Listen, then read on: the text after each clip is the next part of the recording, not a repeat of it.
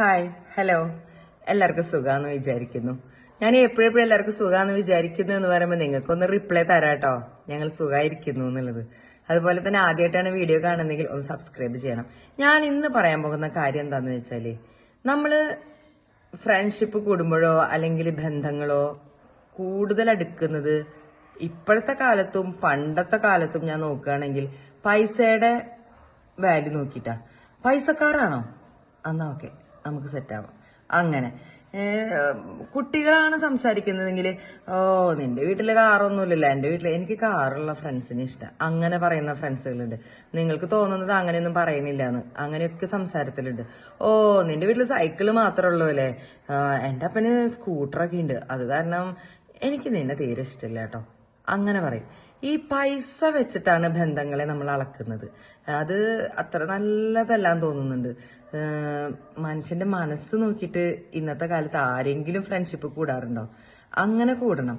നമ്മൾ എല്ലാവരും ഒരുപോലെയാണ്. അല്ലാതെ വളരെ പൈസ കൂടിയ ആൾക്കാരാണ്, കുറച്ച് പൈസ ഉള്ളവരാണ്, കുറച്ച് പൈസ ഉള്ളവർ നമ്മുടെ സ്റ്റാൻഡേർഡിന് ഒക്കത്തില്ല, അങ്ങനെയൊക്കെ പറഞ്ഞിട്ട് ഫ്രണ്ട്ഷിപ്പ് കൂടാതിരിക്കുന്നത് ഭയങ്കര സങ്കടമുള്ള കാര്യമല്ലേ.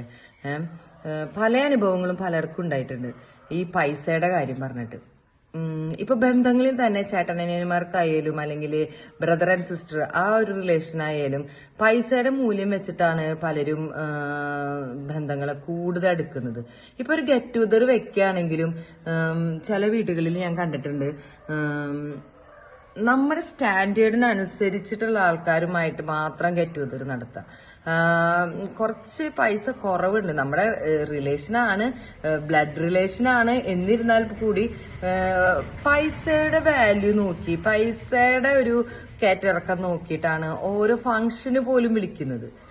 അപ്പോ മനസ്സ് ഒത്തിരി വിഷമിക്കും അല്ലെ, അങ്ങനത്തെ ഒരു സിറ്റുവേഷനൊക്കെ വരുമ്പോ അത് അനുഭവിച്ചവർക്ക് അറിയുള്ളൂ. നമ്മളെ ഒറ്റപ്പെടുത്തുന്ന ഒരു ഇത്, അത് മാത്രം ഫംഗ്ഷന് വിളിക്കുക, അല്ലെങ്കിൽ അവര് ഗെറ്റ് ടുഗദർ നടത്തുക, ട്രിപ്പ് പോവുക. അപ്പൊ ആ വിളിക്കാത്ത ഒരു ആൾക്കാർക്ക് ഭയങ്കര സങ്കടമായിരിക്കും, നീറായിരിക്കും അവര്.